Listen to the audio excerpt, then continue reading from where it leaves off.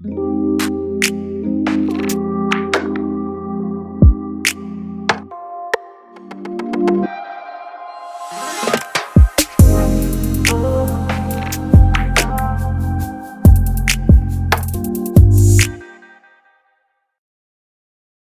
to Discovering Regeneration. Today I have Dr. Sean again, and we're here to talk about how emotions affect your overall health.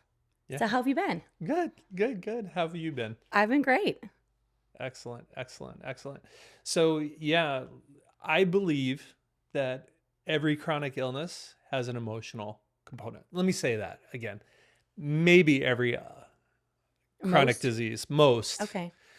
Just because I don't think anything's absolute, but I would say just about every chronic illness has an emotional component to it.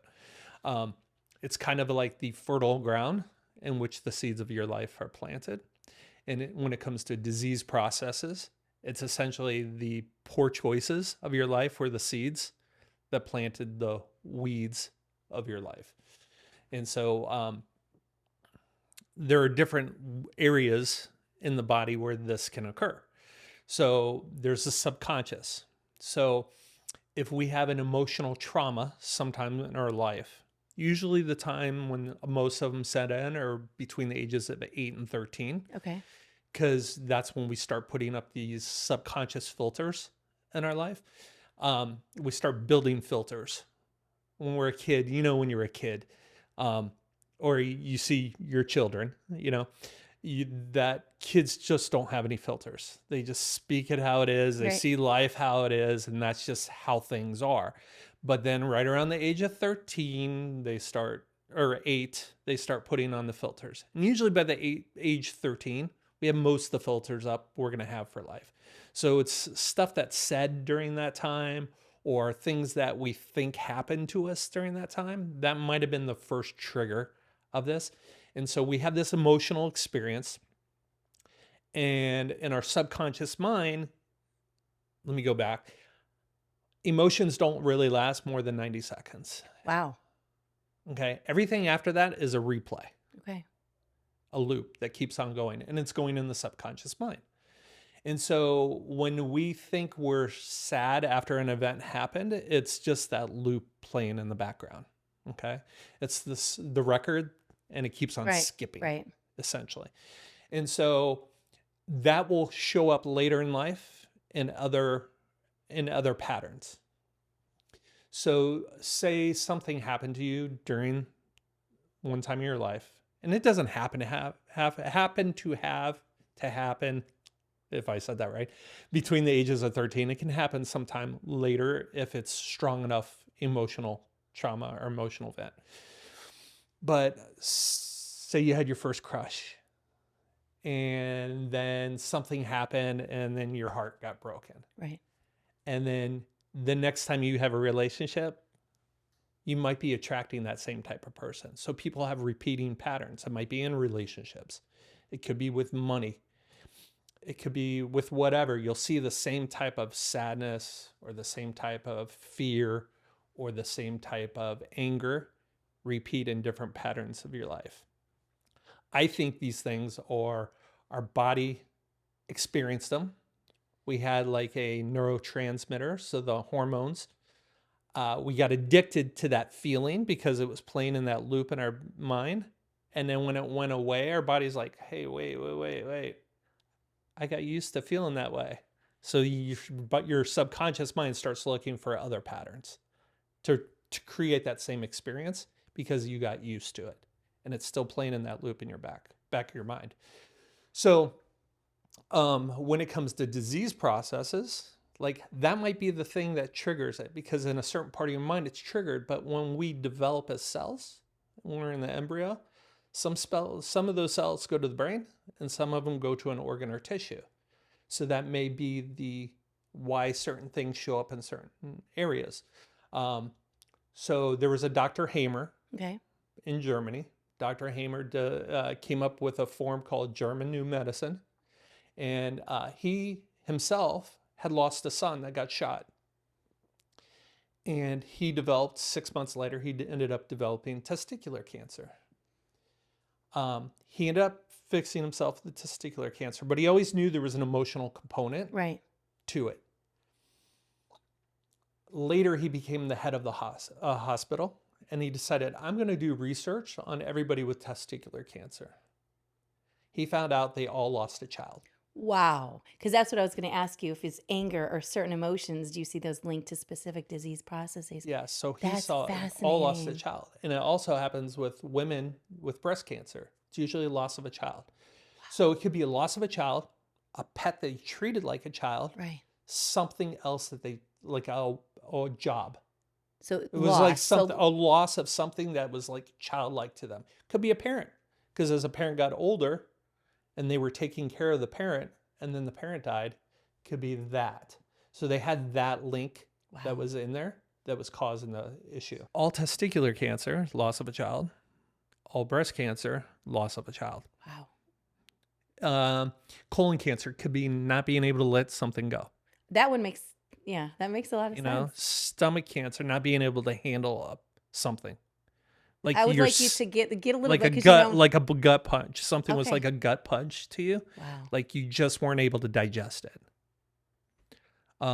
Lungs, grief, anger, liver, anger and rage, liver. I mean, there's these things correlate to different things that occurred. Right. in life. So there are quicker ways. I use a quicker way that can usually rechange the programming in under 24 hours. If we get to it, if we get to the whole thing, it might be like an onion, Right. where you're peeling off different layers, and we might have to go deeper. But once you hit like the core of that, it usually wipes that out, and that pattern's gone from the rest of your life. Which is the stuff that you and I worked or I worked with you with one time, which I need to work with you again.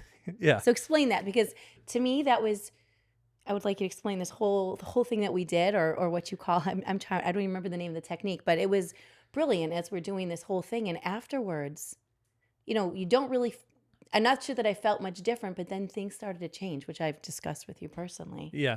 So yeah, please. How much can I get into this? Because I don't want to divulge too much. Well, We're talking about relationship thing, right? correct. We Okay. were. Yeah. So, you and I were going over a past bad relationship with you. Right. Right. We'll keep it kind of chill. I'll keep it as general as possible. Sounds good. And a past bad relationship you had. Right. Okay. I asked you where in your body you felt, well, like when you thought about that, what kind of emotion you felt. Okay. You told me what kind of emotion it was. Right. I asked you where in your body you sensed it. And was it in your throat or your chest? Something like that. I want to say, I think it was more here, if I remember correctly. Okay. It's going back, what, And then we 6 months ago we did that? I'm trying to think. Yeah, maybe a little bit longer. Okay. And I just said, can you quantify it? And we kind of quantified it because I want to know like how much it was. And all I said is, if it had a voice, what would it say? Right.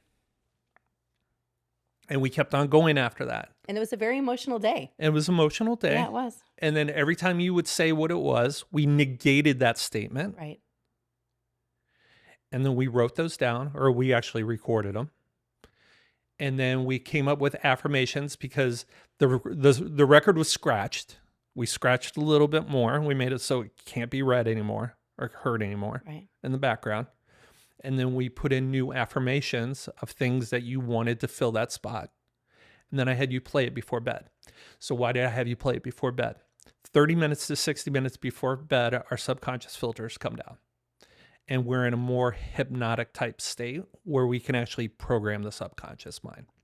It can happen in the last 30 minutes of the day or the first 30 minutes of the day. But those are the most powerful times.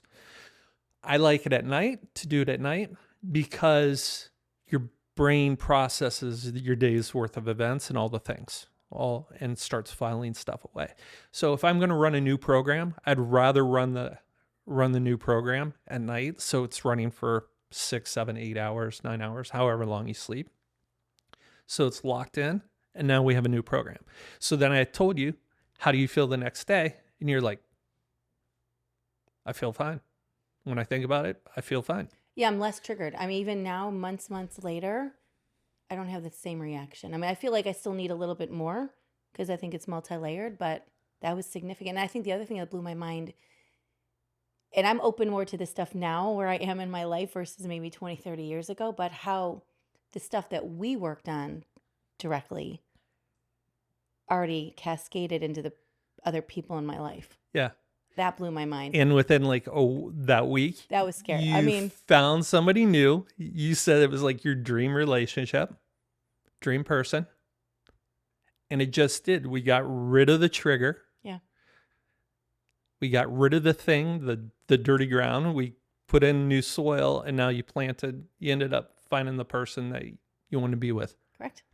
So, I mean, it's and it happens crazy. with everybody I've worked with. Like it shocks me. I mean, the technique's called 7 Steps to Reprogramming Yourself. Okay, it's got a different name now because of the founder that did it. But when I learned it, because I lost my first wife to chemo and radiation treatments, and I had grief for the longest time as it relates to that. I can't even imagine, Anyway. Sean, honestly. And so, she was my twin flame, Yeah. And so we were so tied together. We were like best friends. I mean, we spent 24 hours a day together. She worked in my clinic, stuff like that. And so I had made myself suffer for a long time with that.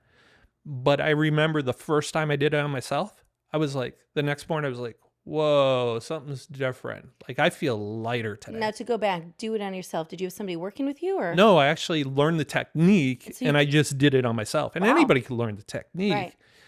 But I think people should experience it a few times so they can say, oh yeah, this is going to work for me. Right. And then go take the technique. And so reprogram the mind. Programs aren't running anymore in the mind. And then things got much better and started seeing things. My relationship now with my wife, my new wife, got better. So it's things like that Right. that just happen. But that trauma could have been anywhere in my body. I mean, I had digestive issues. Maybe that was part of it. It's because I couldn't digest the loss of Joyce, Right. and couldn't process through that. So, I mean, that could, with some people, that could show up as cancer in certain things. Then there's a spiritual type of trauma that can occur with people. And so this is like an energetic level kind of trauma. So this is stuff that can occur that ancestors, because we have DNA that's passed down to it, and DNA, they know, stores memories. It could be, at least they know 25 generations. I love how you explained this to me before, because to me this makes so much more sense than some of the other things that I've heard that are a little, in my opinion, out there. So yeah, keep going. Yeah. So, and then, so we have epigenetics. So epigenetics is your genes, your sets of DNA that give you a certain characteristic or a certain trait or run a certain process in your body. Okay. So epigenetics are the things that we do that cause our DNA to be expressed. So think of your DNA as like on a dimmer switch, not like a turn on or turn off. Right. It's always on. It's just whether it's turned all the way down or turned all the way up or somewhere in between. So that's epigenetics. Your family members, they're finding that the stress that they went through, the traumas that they went through, can be expressed in your DNA. And you could repeat those patterns on it. One interesting thing they did with mice is mice that never been around water. Put a mouse in a bucket, drowned it. Like after I had babies, drowned it. Right. The babies all had a fear of water when they never even knew what water was. It went down, at least they studied, for 7 or 8 generations, where they all had fear of water before some of them started getting like a little bit more used to it. That's an epigenetic thing. It can pass down. Your mom could be going through something right now. It could actually affect you. And this is kind of woo-woo, but this is quantum physics. So we're talking about what's called entanglement. So what happens with one atom or particle can happen to something at a distance. The military did a lot of studies on this with one soldier. So they took his DNA out, observed genes, 500 genes, Okay. okay, in a microscope in another room. Had him watch videos, things that would make him laugh. His DNA got nice and like relaxed, which is what we want it to be, in a Right. nice relaxed state. Or when you're under a stressful, it gets tight and wound up, and then that's where things can go wrong, like in replicating DNA. So, and the thing is, when they observed it and he experienced those things simultaneously, his DNA was changing I mean, 500 genes. That's amazing. In another room. And it was in another room. That's just insane. So they were like, let's What's see going how on? much further this can go. So they took him to LA. This was happening in like Phoenix. They took him to like LA, had him watch the same videos while they were still watching his stuff in Phoenix, and his DNA was still changing simultaneously. Like they can't even record the actual time lag because it was happening simultaneously. It was that close. So that's when the military study stopped. Then the scientists were like, we want to see how much further. They actually took him to the other side of the world. And his DNA was still changing simultaneously. So this is called entrainment. So what happens to one particle when you split an atom in two? What happens in one, the other one will actually do the same thing. It's a counter move. So they're always mirroring each other. So the same thing can happen with your DNA of your parents. That could be happening right now. Your child's going through something. Mother's sixth sense, intuition about a child, Right. you know, or twins. You think about twins. One knows when the other one died. Might not have been in touch with them, but knows when they're going through stuff or calls them up and all that. That can be happening right now. So that's on a spiritual side. That's ancestral stuff. Okay. Then we get into like people call it past lives. Me, I don't necessarily believe in past lives. I think, according to physics, energy can't be created or destroyed, but it can be transformed. So when we're developed, maybe some of that energy that happened with somebody else's life is part of what developed in us. Okay. And maybe we're experiencing something that happened to somebody else because it's the same energy. Right. Or, as Dr. Emoto puts it, like Dr. Emoto studied emotions and water, where he had people like think like happy and joy and stuff like that. And then they froze the water and beautiful crystals were formed. But when they had anger and hate and stuff like that, like jagged crystals were formed. So water, they know how it can store memory and can store emotions. So maybe since we're 70% water, maybe somebody experienced something that was very traumatic, and some of that water's in us, and now we feel that emotion, or we're getting that experience. Okay. So this is more on a spiritual level, Right. or an energetic level. So there's another technique that I learned from the same guy, Okay. Arno Guran, and it's called 5 steps, or he calls it the breakthrough now, where 7 steps is now called the Arno Guran technique. But the 5 steps is where we can actually change that energetic emotion and trauma and get rid of it. Excuse me. But this happens almost simultaneously. When we work on that, usually after people say, like, we work on that issue, it's gone right away. So how different is the technique that we did together in this? That one is where I asked you, like, do you see a picture, or Right. or do you see something repeating, or is there a scene repeating in your mind? Right. And then we start working on that. And it's a different way of working on that, but that erases that on an energetic level. And how about this that you're talking about? So, and that can show up as a disease process too in the body, or because it's changing your epigenetics. Okay. So that can have an effect. And then there's also the emotions in the body that are stored in the body. So like I said before, when we're developing an embryo, when a man loves a woman and cells get together, Right. they start splitting off in development. Okay. Some go to the brain and then some go to the body. So that emotion could also get stored in a certain part of the body. And then we have to work that emotion where it's in the body, because we worked it in the brain, but if we don't work it in the body, then we still have dirty soil Okay. or Makes sense. sturdy, dirty area. So there's a thing called emotional repolarization technique. Now I learned it from somebody else. I've kind of developed it a certain way, but it's funny because Arno also teaches it, and he kind of learned to do it the same way I do. But you can actually work on removing that emotion from that part of the body too. And it's a total different technique because it's attached to a person. Usually you figure out who it is. You can even figure out what time frame it is in. Wow. That it occurred in. And you might even think of the exact event when it comes up, when we start digging deeper in there.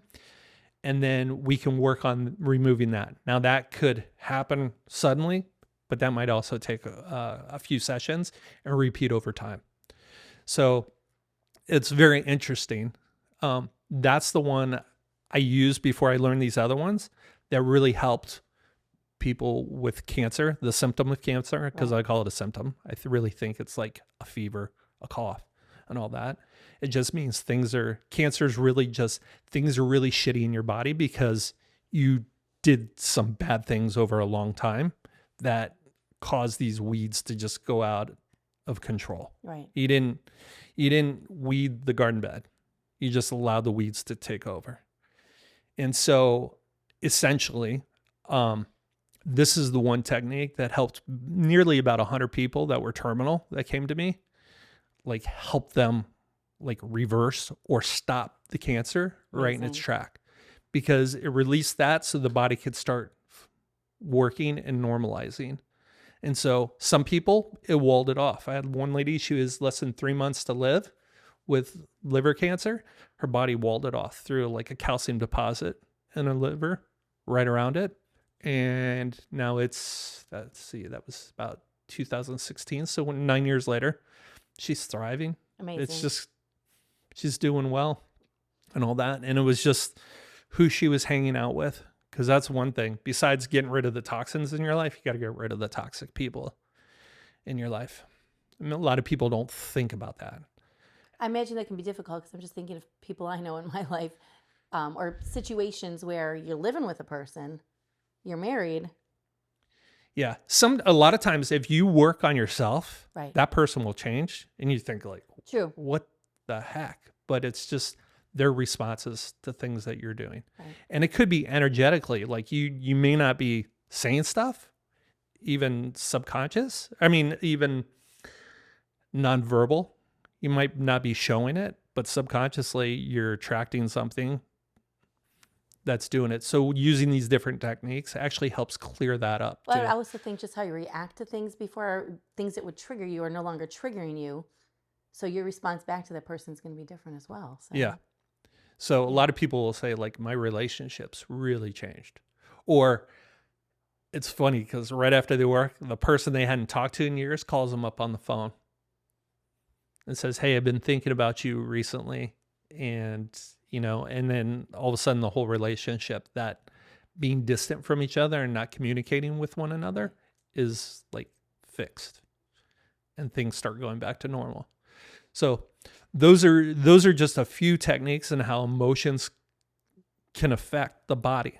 Now, I know you're big on inflammation. We talk about inflammation. So as this pertains to these traumas and that these stressful events cause increase in hormones, certain hormones like cortisol, one of our stress hormones released by our adrenal glands. So that triggers a cascade of inflammation in the body, which triggers the immune system to trigger more inflammation. Right. So inflammation on a short term is a good thing because it triggers a healing process. But on the long term, that's just where disease processes Exactly, because occur. your immune system obviously then is not even functioning as well, and a lot of things can just... Yeah, so inflammation's like the car alarm goes off. At first, when we all had car alarms, everybody's like looking like, oh, yeah, that brought to my attention. But after a time, you're walking in public, so your car alarm's going off, and you don't even look, and it was you who was walking, and you accidentally hit the panic button in your pocket, and it's going off, and you've just ignored it. So chronically over time, you're just ignoring that alarm that's going off. True. Is just chronic inflammation. and we're just ignoring it because we've become desensitized to it. And then a lot of times people live in that chronic inflammatory state and they don't realize until the inflammation's gone, like how much better they feel. So it's like when they change their diet, and then all of a sudden like, oh yeah, I feel a little bit better, and go, okay, go back to eating your old way. And they're like, oh man, it's like, you've been feeling that the whole time, but you were so desensitized to that, you didn't even realize it. And now that you feel better when you change your diet, now you know how much better you can feel. No, that's like people, I mean, even with myself, I'm very good with off of gluten, dairy still working with, but it's like when I go back and I eat something, it hits me hard. Yeah. Your body's been in such a better state, and all of a sudden then, ooh, it really gets whacked. Mm-hmm. It's amazing. Yeah. Yeah, it definitely makes a difference. You know what I wanted to go back to? Because I think for me, this is very strong. It's like you're talking about this I don't know if you use the word generational because you're talking more ancestral. I'm trying to think the wording that you Generation. use. It can be Was it generational, yeah. But just if with this energy and these things that we're feeling or holding on to, that you can go back up to 25. That's what they know of. I mean, that's insane. Just think of all the stuff. Yeah, you're talking centuries here. Could be centuries. Oh my goodness. That you can clear that out. Yeah. Or what we're holding on to, we don't even realize, and what we keep bringing to the next. I know, like for me, there's certain things that I was really good about when I was pregnant, or before I was even pregnant. Like I've like cleanses and detox and doing all these things. So like everything I learned with detoxification of your body, when a mother has her child, they were somehow testing a mom pre and post pregnancy, and her toxic load goes down 50% after delivery of her baby, because guess where it went? That person. Yeah. And so that's something that I was really good about. Now, not necessarily with my husband at the time, so should have worked on him a little bit more too, because he's a big part of the, yes, I had her in my womb, but his DNA was just as important. But just thinking about all these other things that I could have potentially have done, which now I'm working with, but my daughter's 13. But even I was thinking of even breastfeeding and how she was close to me when I was going through a lot. And in addition to all the stuff in utero and being around me, then she was attached to me energetically and physically attached to me. Yeah. That if you can start working through some of these things, I mean, to me, that just blows my mind. So with men, it could be 3 months before the baby was even conceived. Wow. So that's what some of the newest literature says, like 3 months before. So you got to think what the sperm was actually probably formed is that. So with the mom, it's generally through the whole process. Right. Because the mom's already born with the eggs. Men produce sperm all the time, but the mom already has the eggs at birth. So with the mom, it's most important like at conception until breastfeeding's done. Because that's when they're actually getting that, and the baby's there, and there's a lot of ties in there, and it's a big emotional experience. So all the hormones you're pumping through goes right into the baby. So your baby's now experiencing it when they're breastfeeding. I wonder how many people are doing that. I know we kind of got on a little tangent, but I'm just wondering, if you had a fertility clinic or just working with people that are wanting to get pregnant and have a healthy pregnancy and a healthy baby. Yeah. You're looking at the physical nature of it, but if you take that whole emotional to me, that blows my mind. Yeah.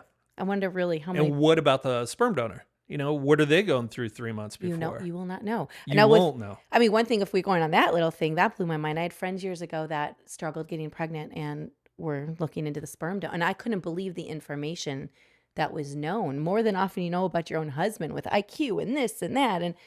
But yeah, that's a whole another level that you do not know. Yeah. There's a lot to this. And then we can dive into diets, and we can dive into electromagnetic field. I mean, there's so many things that we can go into this in this topic and how it affects you. Right.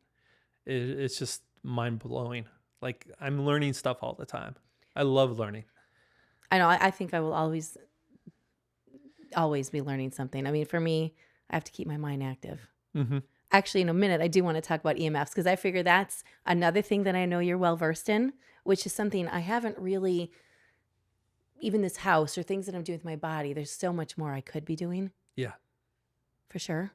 But what would you say to people that are I mean, honestly, you're doing this here locally, but you can work with people Yeah. from afar as well. Anywhere across the world. If they got a phone connection or internet connection, we can work together. That's incredible. And what is, I mean, I'm wondering how many people are even practicing some of these techniques.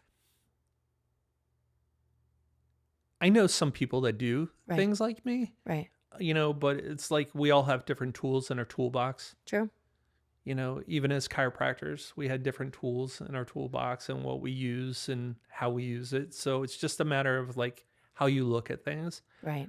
I just like putting as many tools in my toolbox as possible so I can get a specialized with that person, because no two people are ever the same. Exactly. Their protocols might look the same, but they're still different and all that. It might be their lifestyle changes that we change. I mean, it could be their diet, subtleties in their diet. It could be the amount of water, the amount of sleep that they get, what they do on a daily basis, how they handle their stressors. All those things play Right. a role in it. Right. So people ask me questions online all the time about like, what do you think about cancer? Like there's one a couple days ago, like, do you think it's all parasites? And I'm like, no, but I think parasites are in there because they're opportunistic. Yeah. And same with fungi. I think they're opportunistic and they're trying to clean up a crappy environment. But if you get things good, the immune system should be able to take care of it. That's what one thing I explained. I remember a patient I was working with that I was a missionary and came back and never really followed the protocols when she was overseas and came back full of tapeworms. I mean, I worked with her. We did a number of parasitic cleanses and you'd be surprised what came out of this lady. But I try and explain, because sometimes you need visuals. Visuals work for me. And we were talking about things. And I love the idea of like a rotting log in the forest. Mm-hmm. Because when I see that log, when you're just wandering through a forest, I mean, there's moss on top of it. There's lichens on it. There's, mushrooms popping out of it. There's worms. There's beetles. There's bugs. But they're the cleanup crew. Exactly. And as whatever they expel becomes the new nutrients for whatever is going to grow there next. That's true. But just it's multifaceted. It's not just one thing. Yeah.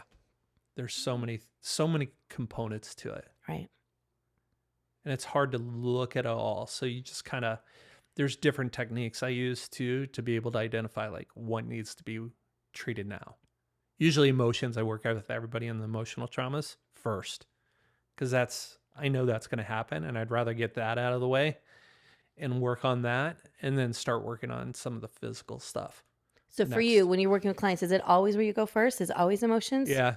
I've just learned and the thing is, I hate, I would grow up and I was like, I hate being in my own fucking mind, let alone be in somebody else's. But it's funny because that's where I've seen most of the problems with people start there. So I just learned to get better at it myself, work on my own stuff, work on my own hangups as related to this, and then start working with people on that. And then when I started doing that, that's when I saw people like make huge leaps and bounds. I had this lady come in with myasthenia gravis. So that's an autoimmune disease, that affects the nerves. And then people generally at their end stages suffocate to get death because it's the nerves that get attacked go into the lungs. Right. So she came into me and she said that they said it's getting worse. She was a friend of my mom's at my mom's church. So I said, okay, like let's start working on some of the emotional stuff. And we made like minor lifestyle changes. But then she came in a few weeks later. She goes, I stopped taking my medicine.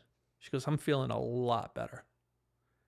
And then I think she came in like 6 weeks later. And I just said, how are you feeling? She goes, I'm a lot better. Like I'm moving better. Like everything's working better. And she said, I went to the doctor. The doctor's like, hey, the medication's working, see? And she's like, I've Not been on it taking for it. 8 years and I stopped taking it. But she didn't tell him that. She just like, yeah. Just kind of like made him feel good at the time because she didn't want to do that. And if you have to be that cautious with your doctor, you don't have the right doctor. You have to be with a doctor that's going to be open-minded and accept this stuff and be able to look at it and go, hey, this isn't working. Doesn't look like it's working, or this looks like it's working. So, I think I saw her 6 times over a year and a half, and she was in complete remission at 4 or 6 weeks. That's amazing. After working with her. And it's just like, those are the kind of miracles I sometimes see with people. And a lot of that was the emotional stuff. I mean, do you feel, I mean, do you feel like the emotional component is 80, 90%? I mean, if I you think had that's a huge part of it. It's at least 80+%, wow. I would say. I'd say it's probably 98, 99%. And I if mean, you that can even, make the lifestyle changes on top of it and get things the rest of the life, your sleep, your food, your water, your exposure to sunlight, grounding, I knew earthing, you were going to say that next. I knew that was you coming. know, Yeah. if you can get all those things Right. right and get your body to naturally heal itself. If you set conditions right, the body will heal itself. That's how God designed us. And that's what we just need to get to. And it's about getting the information there so it can do what it is. Like there's sometimes you have to nudge it a certain way. And if you nudge it, then the body's like, oh yeah, that's what we need to do next. Right. But you might have to know where that nudge happens has to happen. And that, I don't believe in the germ theory, like this or that caused this disease. I think I'm more of the terrain theory, which got 150 years ago, kind of got pushed in the background 150 years ago. But terrain is like how everything's functioning together.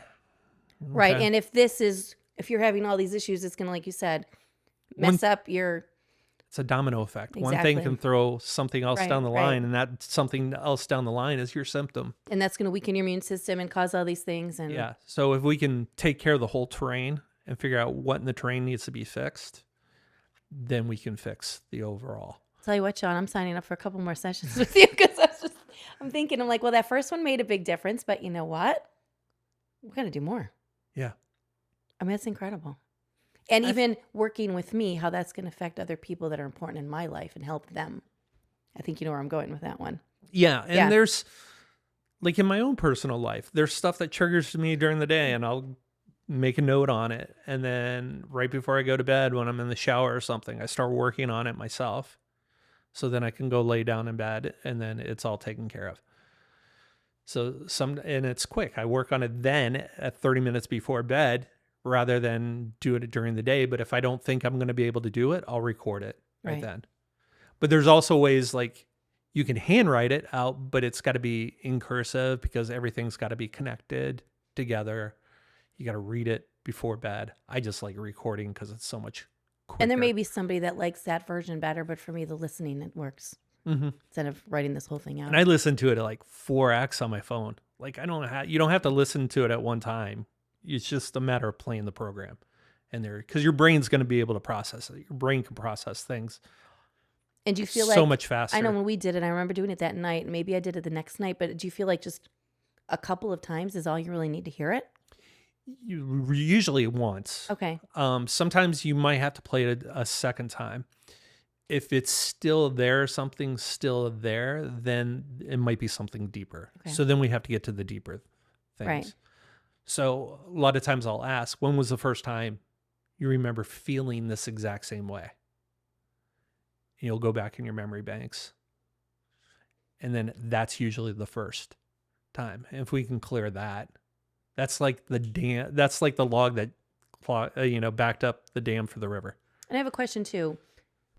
I know you worked, well, who's the young, like, I know you said a lot of these things really get ingrained between, you said like 8 and 13. How young can you go with working with a child? Kids are really easy. A lot of times, even as a parent, you can work on it for your child. Really? Yeah. You can explain that a little kind bit. of get like an intuitive feeling, like, if I was them, what would I feel? Right. Like, and notice where it is. And that's sometimes you can work on stuff for another family member. Okay.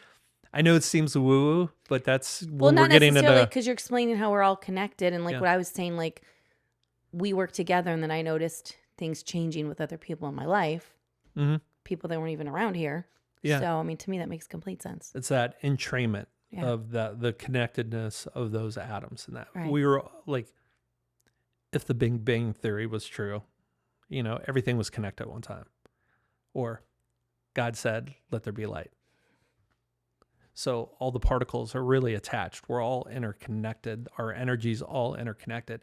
You ever notice when you walk down the street and you started like feeling a way and you're like, I don't know why I'm feeling this. Like sometimes you like, I know I would walk the dog and I'm like, why am I feeling like angry all of a sudden. Like I'm not even thinking about anything, but Right. I feel because I'm in tune with somebody else that's angry. So it's just sometimes making the awareness of like, why do I feel this way? Like, where is this coming from? Is this from me or is this from somebody else? Sometimes you'll feel like it's from somebody else. So you're just like, okay, it's somebody else's shit that I'm sensing right now. Right. So maybe I need to change my frequency. Sorry, how do we do that? I'm channeled to like 93.3 and I need to be in All right, so 95.7. question, because like for me, I feel like I'm getting better. I think early on in my career, people come in, they tell you these stories or what's going on, and then clearly I'm touching people as well. So I really feel like you pick up a lot of things. Yeah. I feel like I'm better at shielding some of that as I've gotten older because I need to function. But is there anything you can tell people like they pick on emotion like that or with somebody and somebody else is having a really bad day and you're picking up some of that? Like, what do you do to handle your... There's, this is one way. This is one thing I need to work on better myself. But sometimes I just picture myself in a bubble Okay. around me, and it kind of blocks out Okay. everything else, and that bubble is my safe place. That's one way of doing it. A quick way I tell people like when you feel that too is you can just imagine there's a like beach ball in front of you, and you can just take that emotion and put it in the beach ball and then give it up to God or the universe and let them take care of it. It's temporary. It's not going to get rid of it permanently. Right. But it's something that can get you out of that state fast. And that goes into neuro-linguistic programming. Which could be a whole nother Which could be a whole, conversation. yeah. So where you can actually take that, imagine it, and then give it away so it's temporarily taken care of. Right. Tony Robbins, there's a video of him talking to a woman, and he's like, well, how does that make you feel? And she goes, like, I'm lugging around luggage. Like I'm carrying around a lot of luggage, emotional baggage. He goes, well, what do you want to do with those bags? She goes, I want to get rid of them. He goes, why don't you load them up on a rocket ship and send them off into the sun? That's good because you're really sending them far. And so she did that. And then he asked her, like, after about 2 minutes, like, how do you feel? And she goes, I feel lighter, like I'm not carrying it.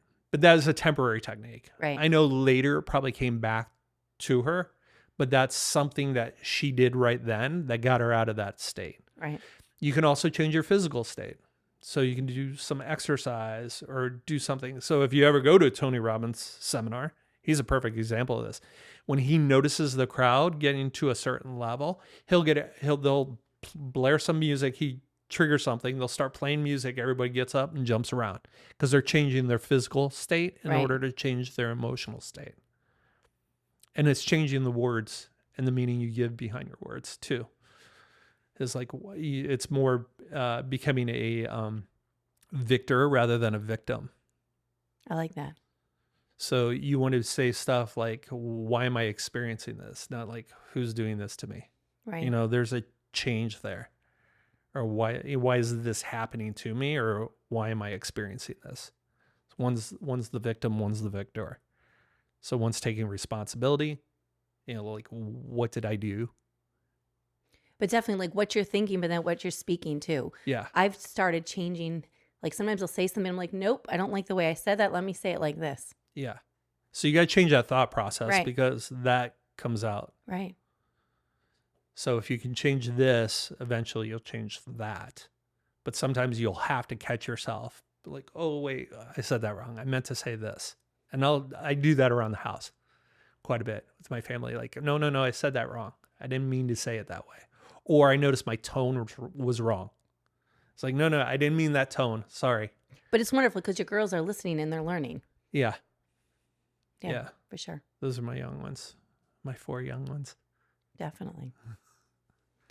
So because of quantum entanglement, which is a hard word to say, can I work on things specifically to positively affect my children? Yeah, you can work on it to work on just pretty much anybody if you're connected to them. Sometimes I'll work with people and just have a picture and they ask me to work on them.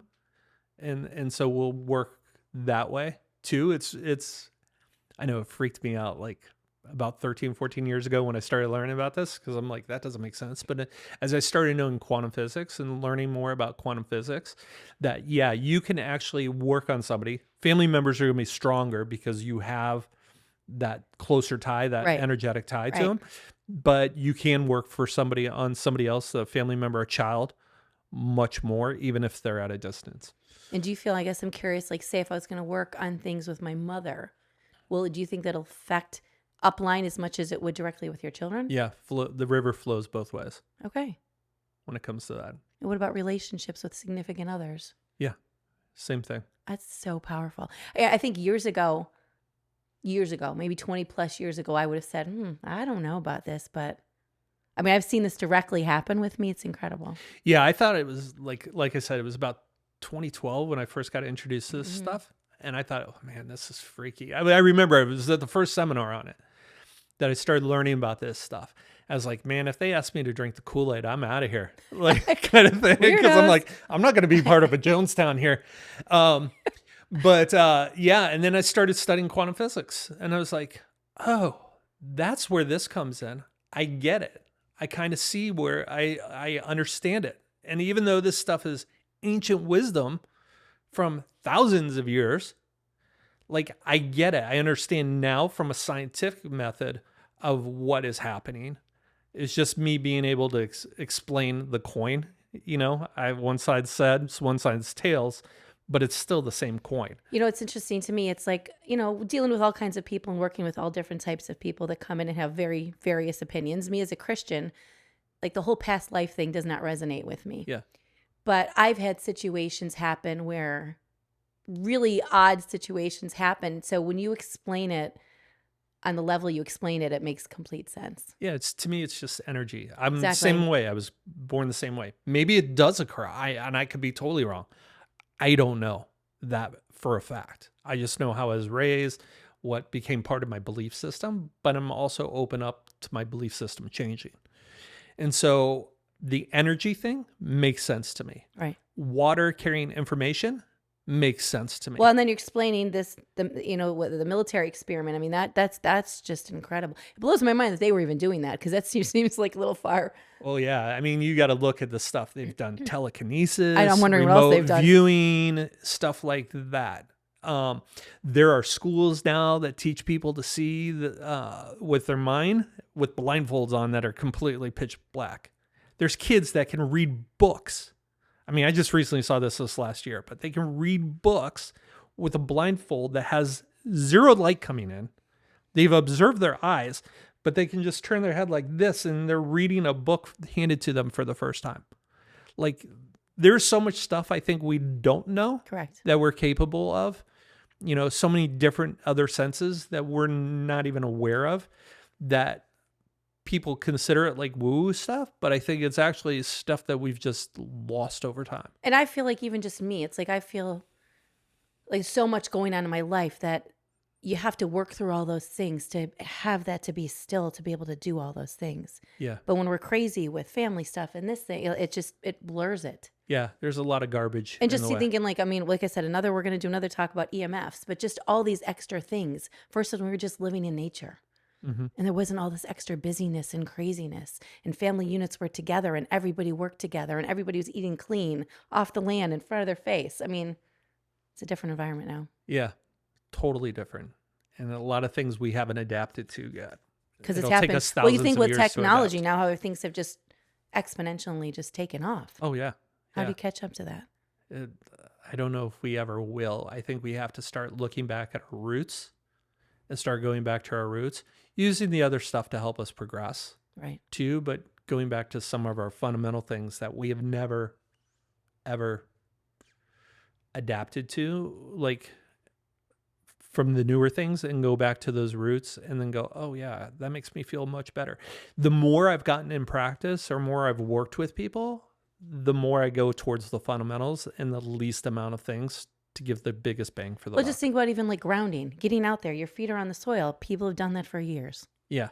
So how that works scientifically is like you're accepting electrons through the grass, through your feet, into your body. They're free radical scavengers. So it means they take all those oxidants and it's like a natural antioxidant. It's free. Like, why Exactly. wouldn't you do that? Like, it's something you do. If you did 10, 15 minutes a day of grounding, you'd feel so much better. There's a whole city or town in Alaska. There's a grounding movie, just on, or grounding or earthing. I don't know which term they used Right. on that, where they showed it. And these people are doing it in the middle of winters. One guy was paralyzed and was in like a wheelchair. Not paralyzed. I don't know if he was paralyzed, but he was in a wheelchair for several years.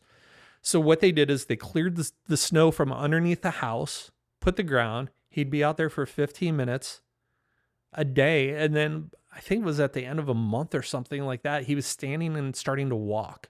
That's unbelievable. That's the only thing he changed, because his body was now starting to heal. Right. You know, it was something that was deficient from the stresses, but he was able to do. So you just think I'm sorry, I didn't mean to cut you off. Just simple things you can do. Simple little, I mean, I've seen that with supplements and just making, having somebody sleep a little bit more or make a couple little minimal life changes, drink extra water, like just a couple little teeny things can be so powerful. So if you add a couple things together or you start working on this emotional component. Most of them are free or just a few cents to do. Right. And I find they're the things, I say small hinges swing big doors. I love that. So you can take these small hinge things and make big, big changes. Like if a plane took off from LA, aimed at New York, and it was 1 degree off on takeoff, it ended up in Washington, D.C. Not anywhere. I mean, that's what, like 400 miles or something like that. And that's just 1 degree. Like, just think if you added more minerals, like taking a pinch of salt and putting in your every water that you drink. It's got to be the right salt. Yeah, it's got to be the right salt. But if you did that, those little micronutrients or micro minerals will allow all these other chemical processes that your body hasn't been able to do to actually do now. And it'll make huge health changes. Same thing, walking outside barefoot, going out in the sun with as much skin exposed. Vitamin D is the only vitamin we produce. And it's not even a vitamin, it's hormone. But the sunlight hits, UV light hits our skin, turns cholesterol into vitamin D. Every cell in your body uses vitamin D. It's true. So why not go out there? It's something you can do for free, And it's that little bit of time. You're doing it while you're earthing. You can just knock 2 out. Yeah. While you're drinking some water with salt in it. You just, like anything. You don't want to overdo anything. You don't Right. want to underdo it. You just want to have that right balance. Right. Because our health, if we're healthy, is always moving like this. Because we're always going through different stressors. But when we end up like this and we're stuck in this is where disease occurs. Dis-ease. So our body's in that state where it's not balanced again. And then sometimes we can go like this, but the scale comes back down and we're staying in that. We don't want to be like this because this means we're dead. Right. Stagnant. Stagnant, But we want to always have that fluctuation, those challenges, because that's where growth occurs. All right. I know a little while ago we were talking about EMFs. We kind of touched about it. Okay. And I know that you know so much more about EMFs than I do. So I guess first I'm thinking, because this is my house and I have a metal roof. What is your opinion on that? Okay. I used to think, because aesthetically, I love metal roofs. Really? Yeah. They last longer. To me, they look better on many houses. Not all houses. Some, but they some. But they look good and all that. But what I've learned is, okay, now you have artificial EMFs or non-native EMFs. So that's electromagnetic fields. Correct. Okay. So electricity, things like that, electronics.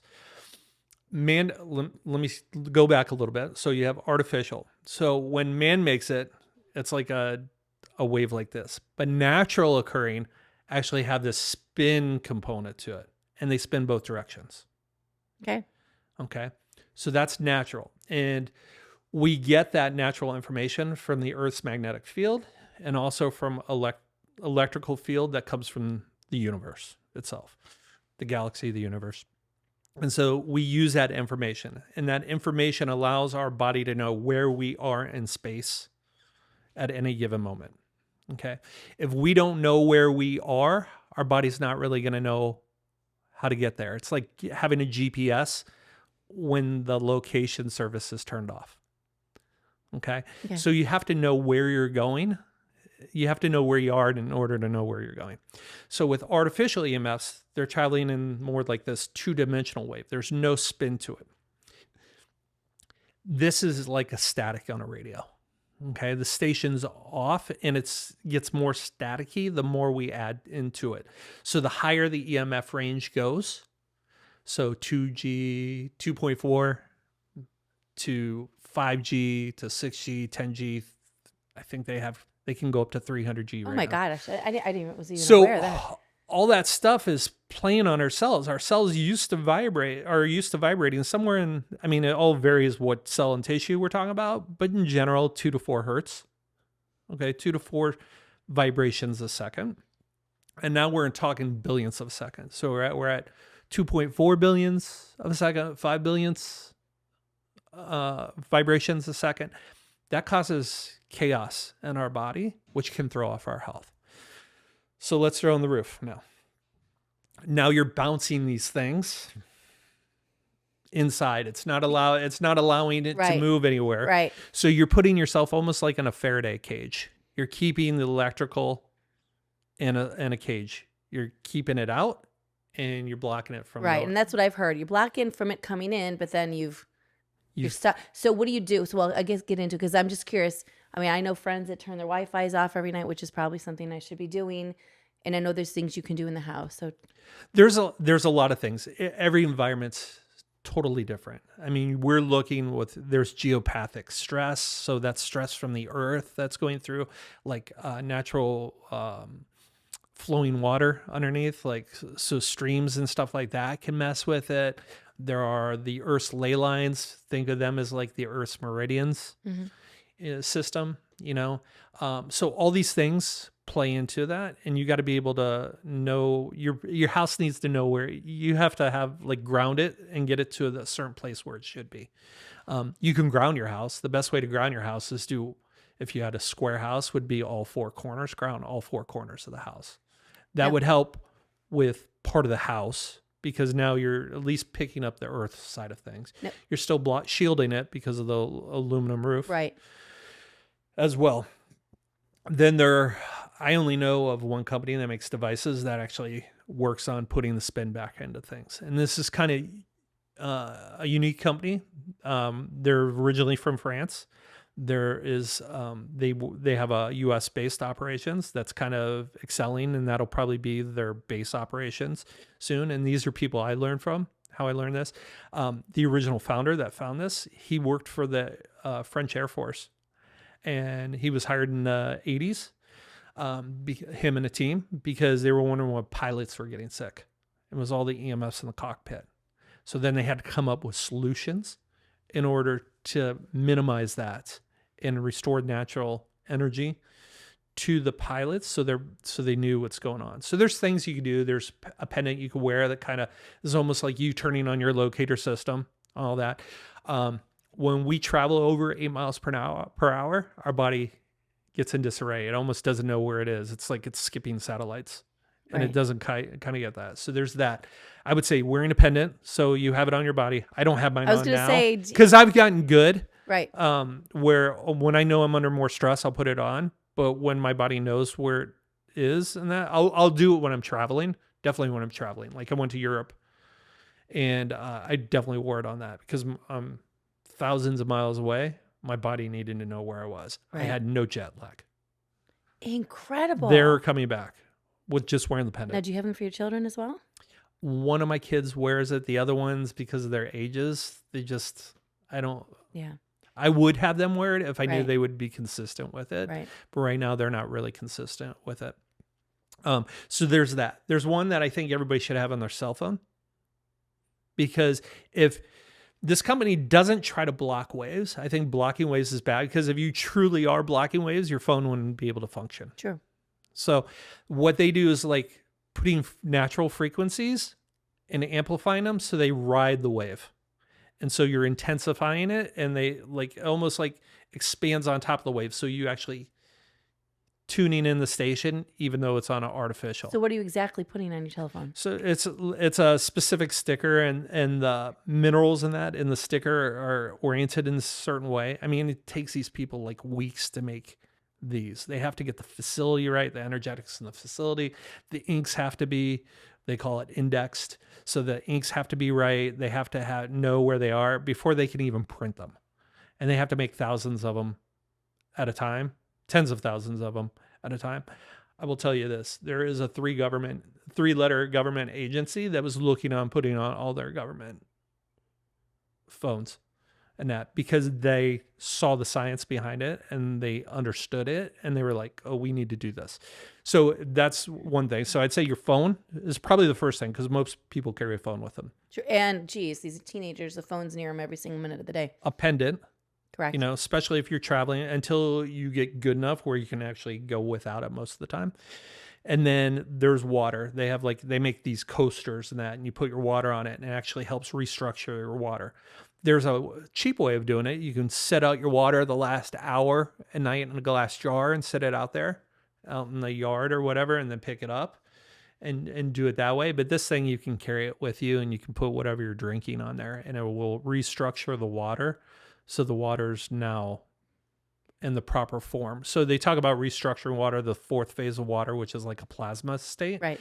That's what it does. So are you saying, though, just so I understand, this is like more of a coaster or something you're putting it on? Yeah, it's just a coaster it sits on. It should sit on about 10 minutes. So I have a question. I'm just not trying to be lazy. I'm just trying to like make things work better. I have my Berkey filter. Mm-hmm. I put one under my That's what I was Berkey. going to say. Can I just put it under my Berkey Yep. and like then I'm done? And then I have a reverse osmosis system in my Okay. house too that we use in the sink. And so I put it under the storage tank for the reverse Wow. osmosis too. So I have one, those are two that are always there. And then if I grab something, say I buy some spring water, like I like sparkling water. So I like Mountain Valley sparkling water. I'll have it on my desk and I put Okay. it on there, because that was taken, I believe, in upstate New York or something like that. So I have to re-index it or get it to know like here, because this is where I am. And so I want that water to match me as much as possible. So those are some things. There's Wi-Fi. There's stuff you can be under your bed, because your bed should be facing the north. The head of your bed should be facing the north and your head should be facing the north. That's ancient wisdom. I'm Either trying to think how my bedroom is set. I'm North? doing it right. Okay. Yeah. Yeah. North or east, Okay. but north is preferable. Okay.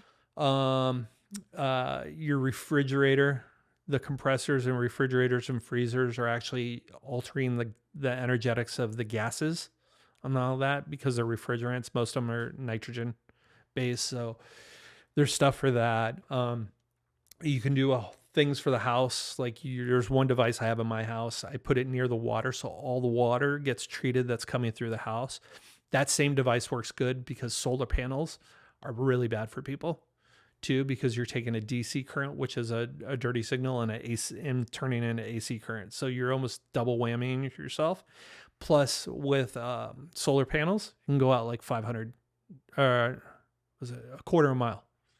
So you can be affecting everybody around your house for a quarter mile. Oh my goodness. I'm just trying to think of whatever that's affecting me. So I have more people put in my neighborhood, but I have this device on there and it keeps on expanding. The longer it's there, the field that it puts out gets bigger and bigger and all that.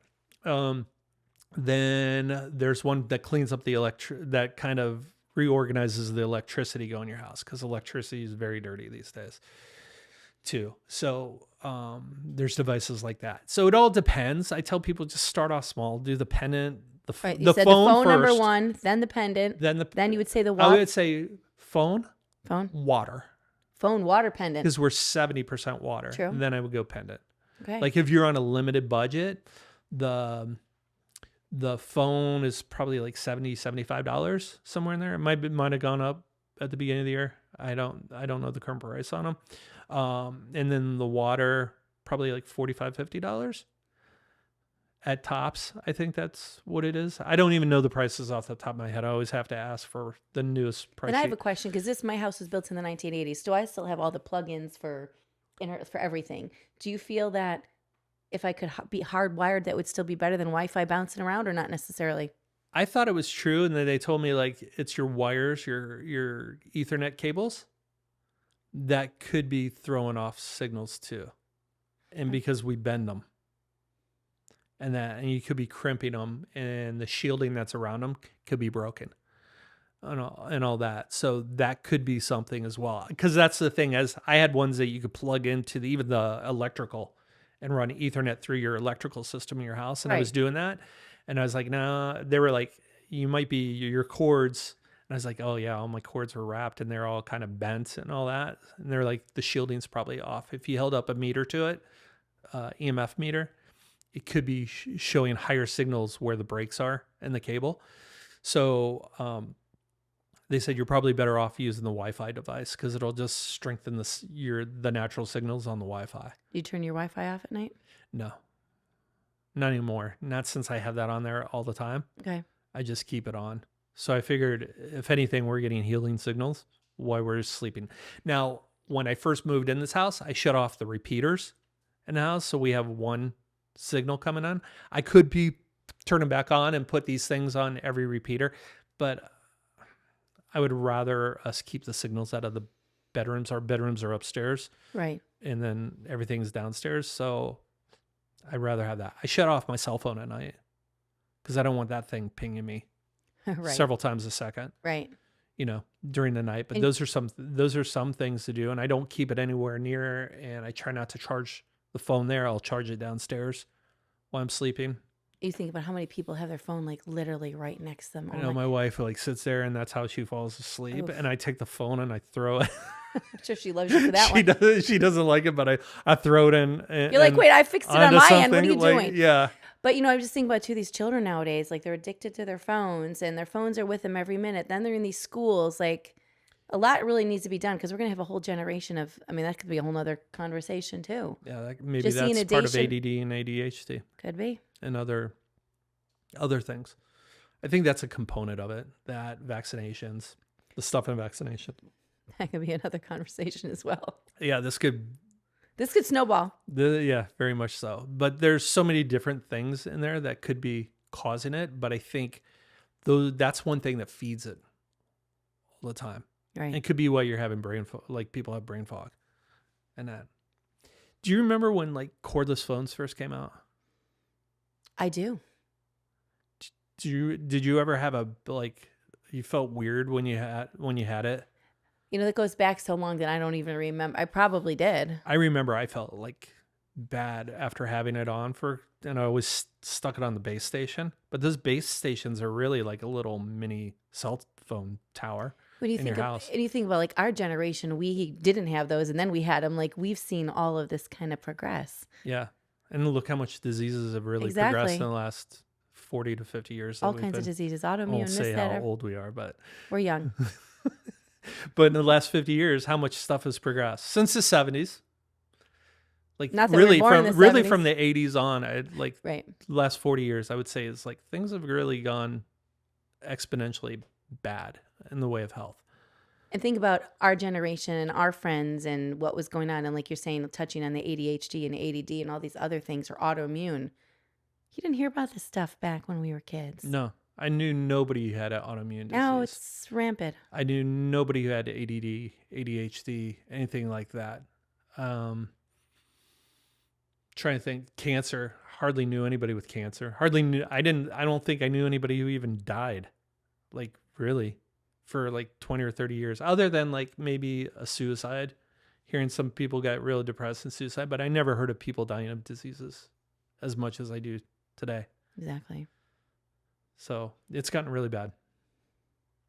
And hopefully we can get back to, as we open our eyes and open our mind to things. Well, and I feel like in some ways we are going back a little bit with things. It's, I think growing up, Western medicine, it's like I see just, people that have been in our homeschool co-op or people at work or just different people you're talking to, like who's raising their own chickens now, who's raising their own cow. I mean, I love it. I'm getting my grass-fed beef. I mean, we're going back to certain things. Who's making their sourdough bread? Like a lot of it's food, but things are changing. Yeah, it is. Who's growing their own garden? Like, yeah, I love it. Well, this has been wonderful. Meeting with you and talking about all these things. I'm just thinking, I'm like, oh gosh, we can meet again. We can talk about this. We can talk about that. I need to sit down with him. I need to work on some more things. Yeah. It's really been a pleasure, Sean. Oh, thanks for having me on. And truly, again, I know you've spoken before, but I really, I mean, this is something that I'm not trained in. If people are really trying to get a hold of you, give your information again. Because honestly, I know, like you said, you can work with people all over the world. Okay. So, SeanStringer.com, SEAN. The only way to spell it. The only way to spell it, SeanStringer.com. Okay. That's just a general website that I have. And then, or you can contact me on the phone, 941-328-8440. And so truly people can work with you anywhere, but they can also work with you locally as well. Yeah. Wonderful. So Thank you. thank you.